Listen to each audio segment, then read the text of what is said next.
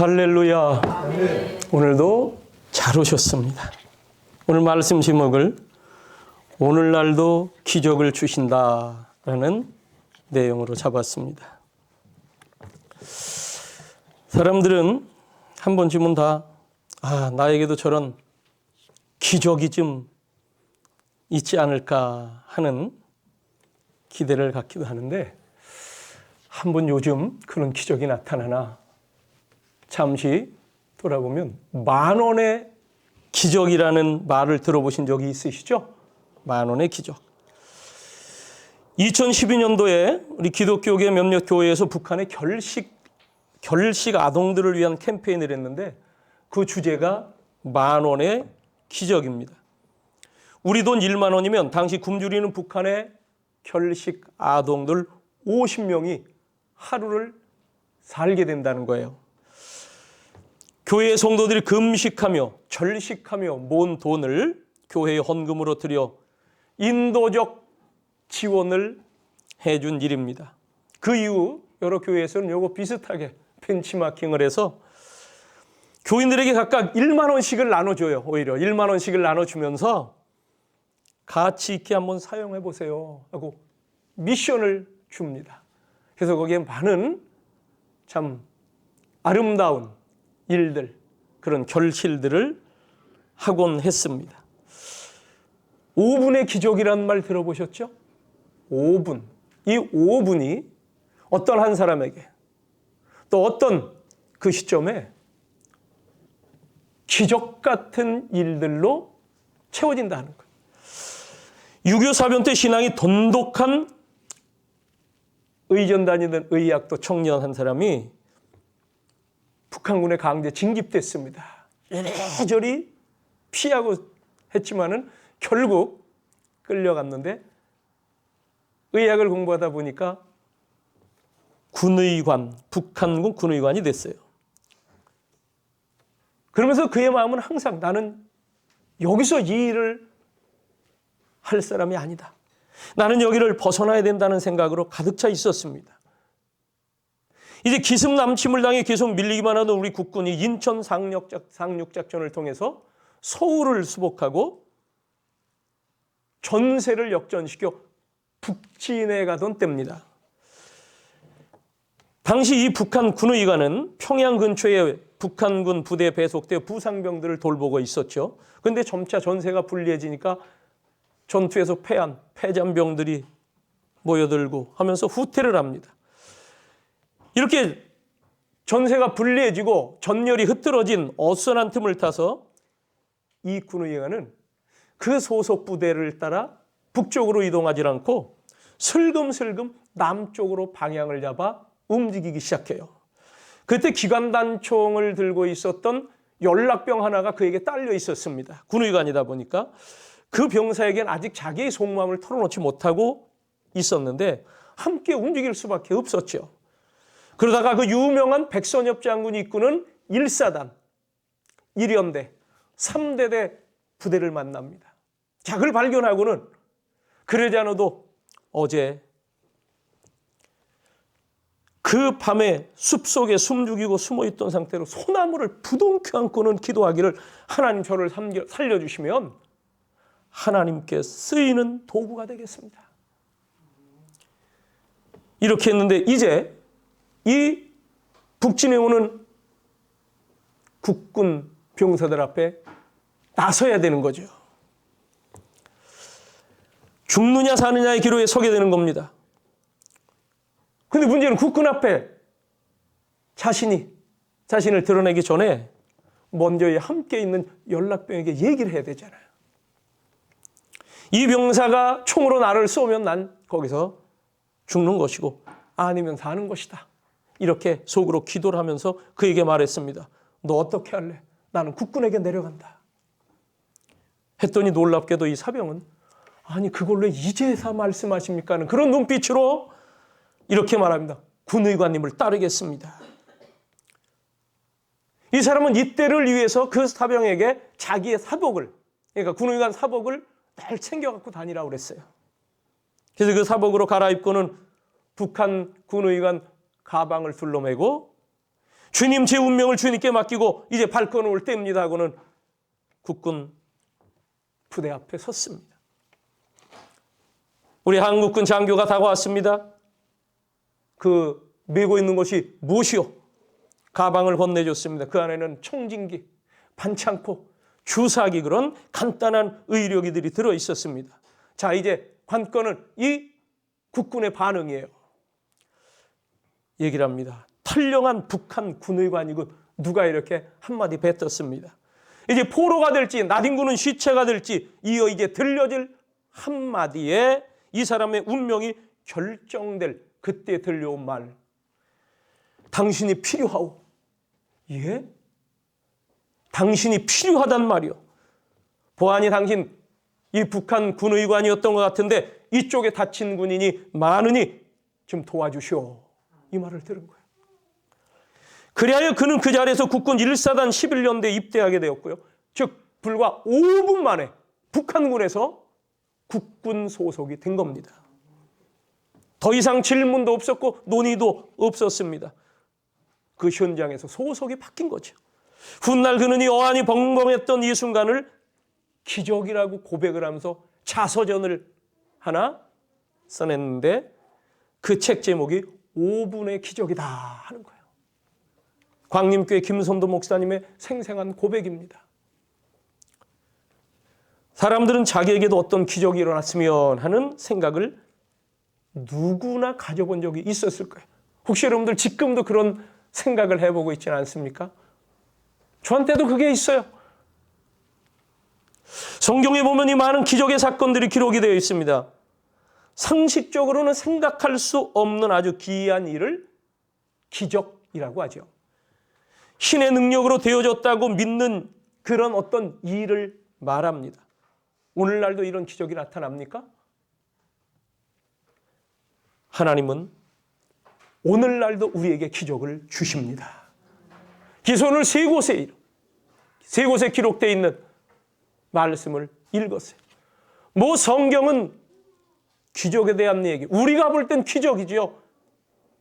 수도 없이 기록이 되어 있는데 사실 이것이 하나님께서는 늘 그냥 일상으로 우리에게 이루어 주시는 일입니다. 다만 우리가 그것을 기적으로 생각하지 못하고 받아들이지 못한다는 것이죠.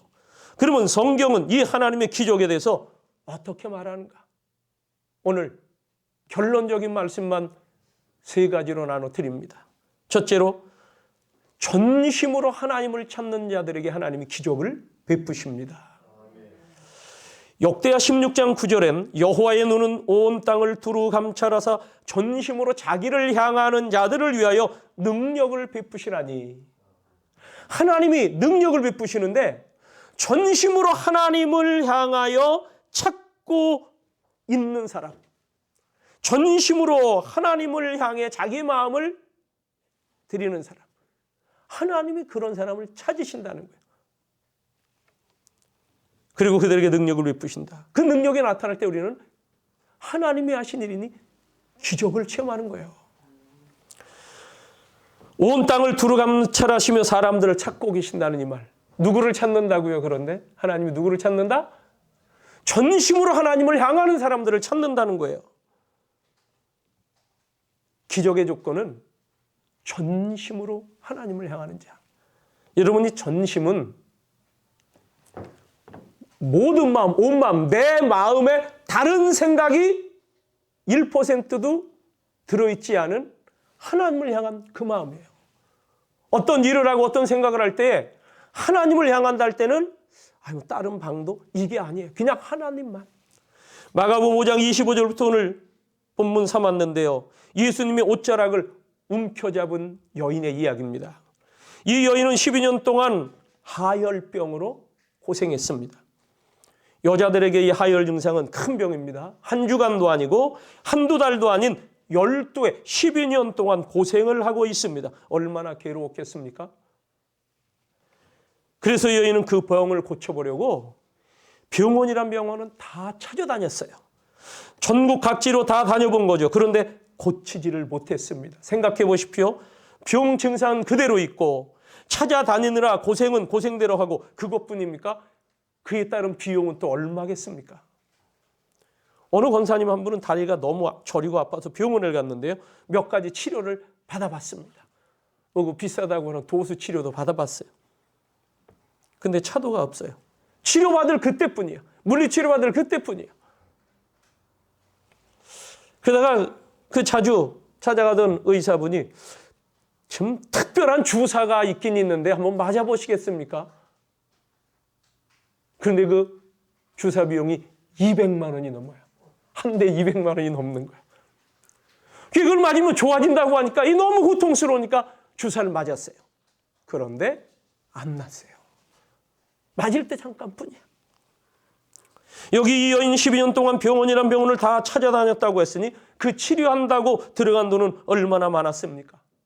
요즘은 보험이라도 있으니까 그 부담이 좀 경감이 되지만 병원비를 대느라 재산을 다 팔았을 것이며 이제는 더 이상 팔 것도 없습니다. 그러니 더 가볼 병원도 없을 것이며 어느 좋은 병원이 또 새로 생겼다 하더라도 가볼 만한 돈도 없었을 것입니다. 병에 차도가 있으면 좋으련만 도리어 중해지기만 합니다.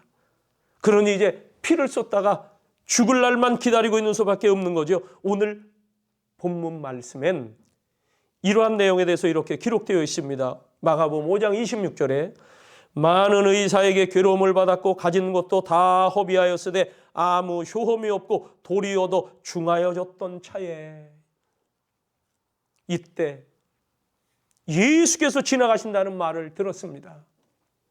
그 소식을 들은 이 여인은 이런 마음이 들었어요. 그 예수님 누구라도 아프니가 그분 찾아가만 하면, 아니 때로는 그분이 또 움직이지 못하는 사람들에게 찾아도 오시고 어쨌든 그분을 만나고 그분의 손이 닿기만 하고 그분의 말씀이 들려지기만 하면 누구든지 병이 낫다는데,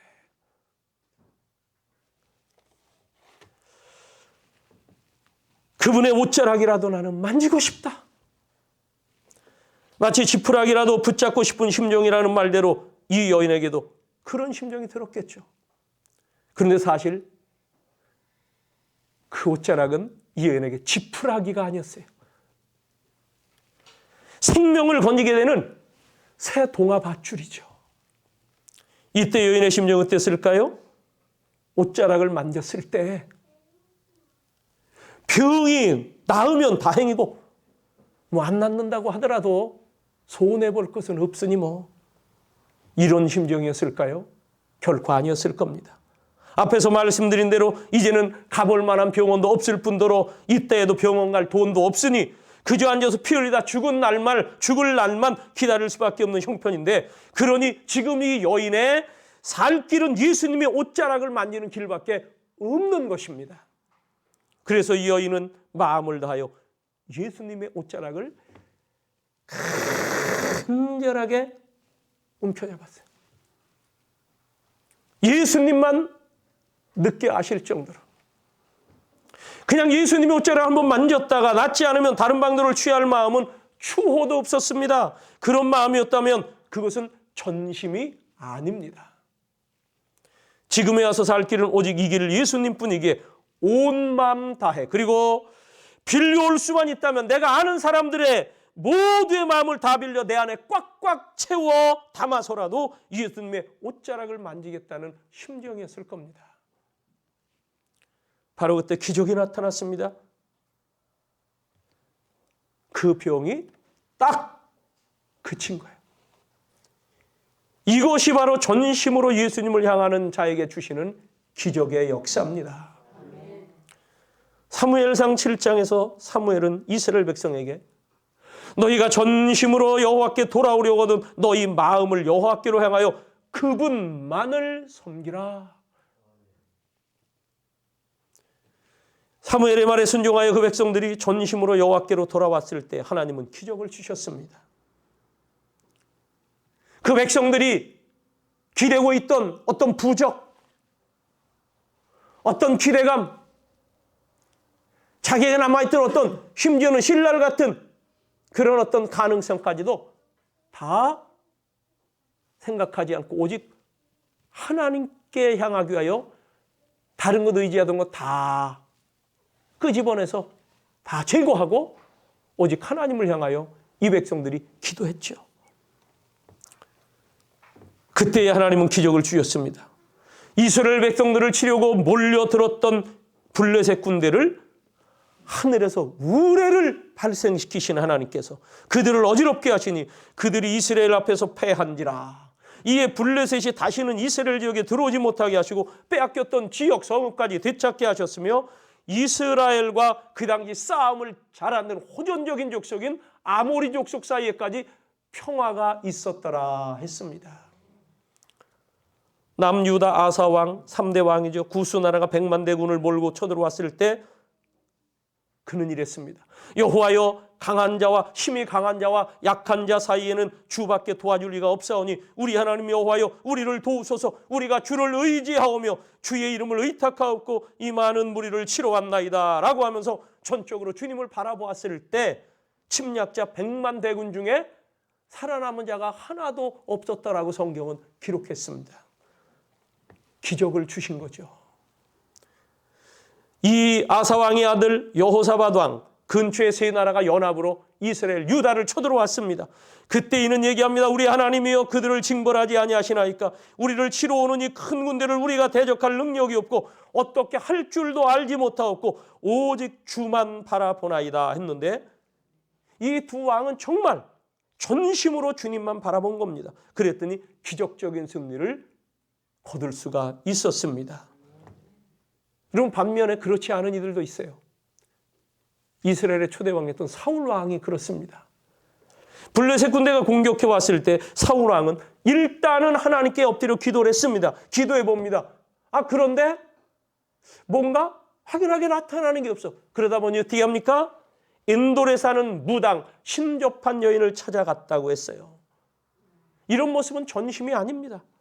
이러한 사람에게는 하나님께서 기적을 행하여 주시지 않습니다. 예수님의 옷가를 만지던 여인에게 있었던 그 마음과 주님만 바라보던 여호사밧과 아사왕에게 있었던 그 마음을 이 사울 왕에게서는 전혀 찾아볼 수가 없는 거죠. 전능하신 하나님께서 우리에게 기적을 베풀어 주실 수 있는 조건은 주님을 향한 전심입니다. 하나님께서 우리에게 기적을 베풀어 주시기를 진정 원한다면 전심으로 주를 바라보시기를 바랍니다. 둘째로 겸손한 자에게 주시는 기적이에요. 겸손한 자에게 주시는 기적. 오늘 여기 고린도후서 12장 9절 말씀을 읽었습니다. 여기 보면은 나에게 이르시기를, 사도 바울이 얘기하는 거예요. 내 은혜가 네게 족하도다. 하나님이 사도 바울에게 얘기를 해주신 거예요. 이는 내 능력이 약한 데서 온전하여짐이라. 내 능력이, 즉 하나님의 능력이 사람들의 약한 데서 온전하게 된다. 기적으로 나타난다는 거죠. 이게 무슨 뜻입니까? 사람들이 말이죠, 내가 강한 줄 알고 내 힘으로 무엇인지 다 할 수 있다, 이렇게 하면서 주님의 도우심과 기적이 필요하다고 느끼지 않는 이에게는 기적이 이루어지지 않는다는 거예요. 내가 약한 줄 알고 하나님 내 힘만으로는 아니되옵니다 하며 주님의 도우심과 기적이 없이는 어찌할 도리가 없나이다 하고 주님의 도우심만을 바라보는 사람에게 하나님의 기적이 이루어진다는 말씀이에요. 거기 12장에 이런 말씀이 있습니다. 내 육체의 가시 곧 사탄의 사자를 주셨으니 이는 나를 쳐서 너무 자만하지 않게 하려 하심이라. 여러분, 내 육체의 가시 곧 사탄의 사자, 사탄의 심부름꾼, 사탄의 쫄자, 그런 것들을 나에게 주셨다고 해요. 이게 뭐냐면 자기에게 지금 나타난 어떤 불치병 수준의 질병을 얘기해요. 뭔가 굉장히 고통스러운 육체의 아픔이 바울에게는 있었습니다. 그런데 바울이 어떤 사람이냐면 놀라운 계시를 본 사람이에요. 예수님을 만난 이후 삼층천을 자기는 다녀왔다고 그래요. 오늘로 얘기하면 입신하여 천국 체험을 하고 온 사람이에요. 거기에 이르렀을 때 가히 사람이 표현하지 못할 엄청난 음성, 엄청난 것을 자기는 보고 듣고 체험하고 왔다는 거예요. 여러분, 요즘도요 이런 이들이 있습니다. 특별히 목회자들 중에요, 이런 천국 체험을 했다는 이들. 특별히 어떤 질병, 굉장히 큰 질병 가운데 불치병을 갖고 있다가 고치지 못하고 있고 죽을 날만 기다리다가 작정하여 하나님께 엎드려 기도를 하는 중에 특별한 예수님 만나는 체험을 한 다음에 그 병이 싹 낫고 그때부터 그들에게는 특별한 은사들이 또한 나타납니다. 신유의 은사. 병든 사람을 하나님의 능력으로 고쳐주는 능력이 그들에게 임하게 된 거예요. 얼마 전에 소천하신 그 조용기 목사님이나 그 70년대 우리 대한민국 사회도 이끌고 교계의 지도자였던 저 영락교회 한경직 목사님, 충영교회 김창희 목사님 같은 분들, 그리고 저 분당에도 한신교회가 있습니다만은 그 한신교회를 개척하여 서울에도 있고 여기도 있는 그랬던 이중표 목사님 같은 분들, 이런 분들이 폐결핵, 폐병으로 다 죽을 단계까지 갔던 분들이에요. 그런데 하나님이 고쳐주시는 체험을 했죠. 그 당시 그런 분들 많습니다. 그런 분들이 신학대학 교수로, 총장으로, 이런 교회 지도자로서 하나님이 주시는 기적 같은 일들을 체험하며 목회를 하고 사람들을 구원했습니다.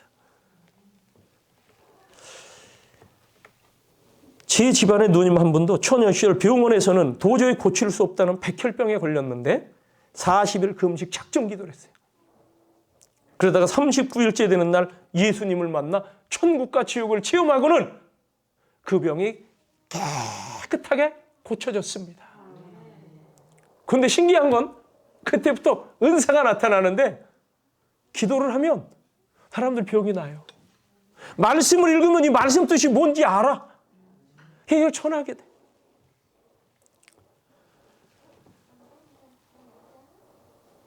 제가 그 누님이 암병에 걸린 사람들을 고쳐서 낫는 것도 옆에서 여러 번 봤습니다. 자, 그런데 여기 사도 바울, 엄청난 체험을 한 사람이에요. 자기가 그 고백을 십자가에 쭉 하는 거예요. 내가 낙원에 이끌려가서 말로 표현할 수 없는 말을 들었다. 사람이 가히 이르지 못할 말이로다. 그러니 나는 이런 것들을 사람들 앞에 자랑할 만하다. 왜? 그래서 능력이 나타나서요. 바울이 지나가는 곳마다 병든 자들이 나, 죽은 자도 살아. 가는 곳마다 복음이 전파되고 교회가 세워져. 성경 여러 책을 그가 쓴 거야.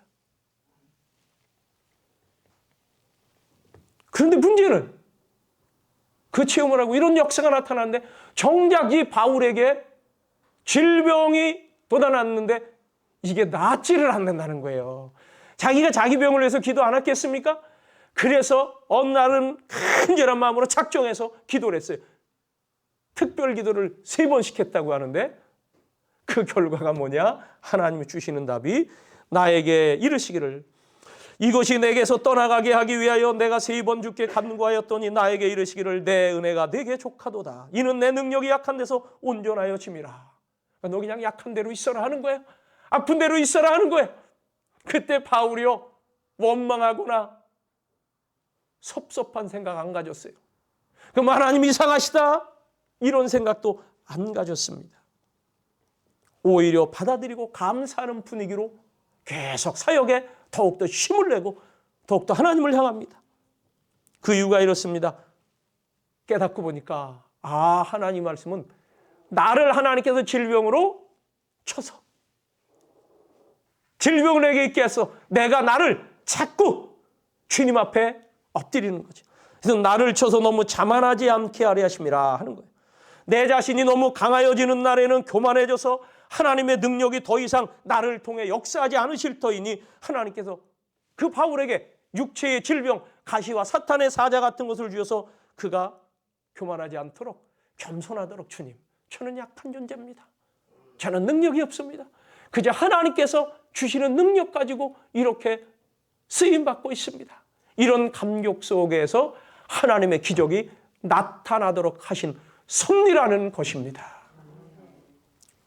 내게 약함이 있어야 계속하여 하나님의 능력을 사모하고 바라보게 하셔서 하나님의 기적을 계속 보이시는 그 놀라운 일. 야복 강변에서 천사와 씨름하는 야곱을 보십시오. 세상을 움켜쥐고 살아온 야곱의 모습. 그 이름 자체가 야곱, 움켜쥐다 하는 거, 움켜쥐다. 태어날 때도 쌍둥이형 발 뒤꿈치를 움켜잡고 출산이 됐어요. 출생이 됐어요. 형이 취해야 될 장자권의 축복 기도를 야곱이 싹 가로챘어요. 세상에 술수도 있습니다. 처세술이 뛰어납니다. 이렇게 살아왔는데. 자, 그러다가 형이 내 축복 기도를 가로채, 장자권의 축복을 가로채, 내 이 녀석 가만히 안 둔다 해가지고 야곱을 죽이겠다고 하는 소문이 나던 그날 그의 부모가 이 형제 간에 비극적인 일이 벌어지면 안 되니 너 외갓댁에 지금 가서 살아라. 나중에 와라. 이렇게 홀홀단신 외가로 피신을 하죠. 거기서 결혼도 하고 자식도 낳고. 그런데 그건 하나님께 받은 게 있어요. 너 내가 다시 돌아오게 한다. 여기가 언약의 땅이기. 자, 그래서 돌아옵니다. 많은 재산을 형성하고 가족들도 대가족을 이끌고 종들도 많이 부리고 가축들 들고 돌아오는데 돌아오면서도 계속 가시처럼 걸리는 게 있어요. 뭐예요? 형이 나를 죽이려고 하는데. 아, 사람을 보내서 소식을 들어보니까 그러자라도 야곱이 귀양한다 하는 그 얘기를 듣고 그 형 에서가 군사 400인을 거느리고 잡으러 온다는 얘기가 들리는 거예요. 그래서 그는 이제 이 야복 강만 건너면 그 가나안 땅인데 하나님이 주시는 그 땅인데 다른 것들은 다 건너보내놓고 자기 혼자 야복 강변에 남아서 하나님께 기도를 하는 거예요. 그런데 천사가 나타났죠. 그 천사를 붙들고 또 움켜쥐고 씨름 기도를 합니다. 나를 복 주십시오. 내게 복을 달라고 기도를 하는 거예요. 천사가 이제 나 갈 시간이 됐으니 나를 놔라 하는데 안 놔줘요. 그래서 그의 환도뼈를 쳤다. 요즘으로 치면 대퇴골 부분이에요. 이걸 쳐서 이 골절이 됐다고 했어. 얼마나 뒹굴면서 기도를 했는지 다리 골절이 이루어졌어. 한쪽 다리를 전부 다 못 씁니다. 그러나 그 상태로 형이 자기를 잡으러 온다는 그 길을 향해 나아가는데 형을 보는 그 순간 마치 하나님의 얼굴을 본 듯하더라. 여러분, 내가 볼 때는 저 양반이 하나님 같아. 그럼 하나님 같으니까 자배를 베풀고 그냥 무조건 맞아줄 것 같은데 정작 에서가 그러겠습니까? 그런데 놀라운 일이 벌어지는 거예요. 딱 적이 다가와서 야곱을 확인한 그 순간에 야곱을 그냥 덥석 안아버리는 거예요. 아이고 아우야 잘 왔다. 잘 왔어. 얼굴을 비비며 두드려 주며 야, 너 고생 많이 했구나. 아유, 너 몸이 이게 뭐냐? 괜찮냐? 형이 동생을 안아줘. 여러분, 어떤 대단한 능력 같은 것들이 나타나는 것만 기적이 아니라 완고한 사람, 변할 수 없던 사람이 변하는 것도 인간관계가 풀리는 것도 기적입니다. 이 사이에서는 지금 죽느냐 사느냐 죽음이냐 하는 그 역시 절체절명의 만남 아닙니까? 그런데 형이 그냥 전혀 다른 사람이 돼가지고 진짜 자기가 하나님을 만났던 천사와 씨름하던 기도하였던 그 응답의 눈으로 봤던 그 하나님 얼굴이 에서에게 그대로 나타난 줄로 믿습니다. 나의 약함이 있을 때 거기에 하나님의 강함이 나타나는 거예요. 기드온 300용사도 그래요. 바닷가에 모래알 만큼 수많은 미디안족들이 이스라엘을 치러 왔을 때 그것을 물리쳐 보겠다고 기드온 사사가 군사를 모집했는데 32,000명이 모였어요. 여기는 10만이 훌쩍 뛰어넘는 숫자예요. 그런데 32,000명이 모였는데 아직도 10만 명은 더 모집이 돼야 뭐 한번 붙어볼 수 있는 건데 왜 저기는 작정하고 준비하고 쳐들어온 거니? 그런데 하나님이 처녀 의에 말씀하십니다. 기드온아, 너무 많다. 군사로 모집된 수가 많은데 300명만 딱 추려라. 아니 이게 무슨 말씀이에요? 그런데 기드온이 순종해서 그렇게 했어요. 300명, 3만 2천 명 중에 300명 남고 다 돌려보냈습니다. 도저히 싸움에 불가능하죠. 그러니 어떻게 합니까? 이 기드온과 300용사가 전투 태세를 갖추는 첫 번째 자세가 뭐냐? 오직 하나님만 의지하고 바라보는 거예요. 여기에 기적 같은 역사가 일어난 줄로 믿습니다. 여러분, 스스로 강하다고 하지 마십시오. 여러분이 볼 때 나 강해, 이 정도면 됐어 하더라도 하나님 앞에 겸손히 엎드려 보세요. 내가 없으면 어디 되나 봐라 하지 마십시오. 교만하거나 자만하거나 자고하지 마시고 하나님 앞에서 겸손한 자세로 스스로 하나님, 저는 약합니다. 다른 사람들이 볼 때 약하고 강하고가 아니라 다른 사람은 나를 향해서 저 정도만 되면, 저 정도면 뭐 아실 거 있을까 하더라도 나는 하나님, 저는 주님 앞에서 없는 자입니다. 약한 자입니다. 이게 심령이 가난한 자. 즉 그 얘기는 뭐냐? 헐벗고 불우해서가 아니라 나는 하나님의 은혜가 필요한 사람이고, 나는 하나님의 은혜가 있으면 얼마든지 감사하며 살아갈 수 있는 존재입니다. 내가 이뤘다고 하는 모든 걸 내가 이룬 것이 아니라 하나님께서 내게 허락해 주신 겁니다. 이걸 솔직하게, 정직하게, 진짜 전심으로 인정하는 그 사람, 그게 약해지는 건데요. 그런 이들에게 하나님은 내 약한 데서 나의 능력이 온전해지고 강해지고 기적이 된다 하시는 줄로 믿습니다. 셋째, 기적 체험의 비결은 성결입니다. 성결. 거룩함과 깨끗함이에요. 거룩할 성자, 깨끗할 결자. 여호수아 3장 5절에 너희는 자신을 성결하게 하라. 여호와께서 내일 너희 가운데 기이한 일을 행하시리라 말씀합니다. 자, 출애굽한 이스라엘 백성들이 40년 동안의 광야 생활을 청산하고 이제 약속의 땅 가나안으로 들어갈 때 요단강을 건너기 앞서 주님께서 이들에게 해주신 말씀, 너희들이 한 가지 준비하라. 그것이 뭐냐? 성결이라는 거예요. 스스로 성결하게 하라. 왜 그럴까요? 그 이유는 그때야 하나님께서 기이한 일들을 행하신다는 겁니다. 너희는 자신을 성결하게 하라. 여호와께서 내일 너희 가운데 기이한 일을 행하시리라. 여러분, 이 전기력, 전력, 지금 저 중국이 거대한 산업, 그렇게 발전한 중국이 이 전력이 딸려서 전력 가동이 멈춰서 뭐 산업이 멈춰 있다, 경제적으로 어려워진다는 그런 얘기도 들립니다만은 이 전기의 큰 힘은 구리선, 동선을 통해서 전달되는 거예요. 나무나 사기나 이런 걸로 해서는 안 됩니다. 성결이란 성도들에게 이 구리선과 같은 거예요. 하나님의 기적은 이 성결이라는 구리선을 통해서만 우리 인간에게 전달됩니다. 내 안에 아직 청산되지 아니한 어떤 죄, 하나님 보실 때 또 내가 생각해도 꺼려지는 거, 이건 아닌데 하는 그런 부분, 내 기준에서가 아니라 하나님의 기준에서 볼 때 내가 이렇게 살아가고 내가 이렇게 말하고 내가 이렇게 생각하고 내가 이렇게 행하는 모든 것, 하나님이 보실 때 이것이 합당한가? 이걸 따져봐서 아니다 싶으면 성결하지 않은 거예요. 여러분 안에 있는 것, 여러분 삶 속에 있는 것, 여러분 말 가운데 있는 것, 그런 것이 아직도 있다면 기적이 일어날 수 없고 전달할 수가 없다는 거죠. 그래서 하나님은 내일 너에게 기이한 일, 기적을 행하실 텐데 그게 요단강이 멈춰서는 일이죠. 그런데 너희가 성결할 때 그 은혜가 나타난다는 거예요. 이사야서 59장 1절부터 2절에 우리에게 이런 말씀을 주십니다.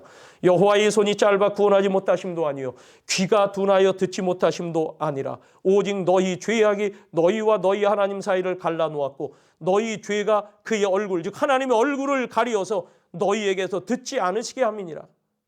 이는 너희 손이 피해 너희 손가락이 죄악에 더러워졌으며 너희 입술은 거짓을 말하며 너희 혀는 악독을 내밀어. 이 말씀을 잘 생각하십시오. 이걸 한번 적용해 보십시오. 전능하신 여호와의 손이 짧아서 우리를 구원하지 못한다는 게 아니에요. 하나님의 손이 짧아 우리에게 닿지 않는다는 말씀이 아닙니다. 그분의 귀가 둔하여 듣지 못하심도 아니고 오직 우리의 죄가 전능하신 하나님과 우리 사이에 방해판이 되는 거예요.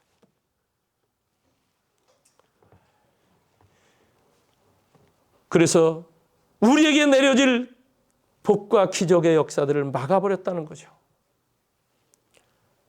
하나님께 또 하나님과 우리 사이에 성결은 전기에 있어서 구리선과 같다. 성결치 않으면 통하지가 않습니다. 여러분, 아까 말씀드린 대로 아사의 100만 대군이 왔을 때 한 사람도 남김없이 다 물리칠 수 있었던 그 일. 여호사밧 왕 또 아사 왕 이런 이들이 자기들보다 강한 군대를 가지고 쳐들어왔을 때, 침략을 당했을 때 그들을 넉넉히 이겨낸 그러한 일.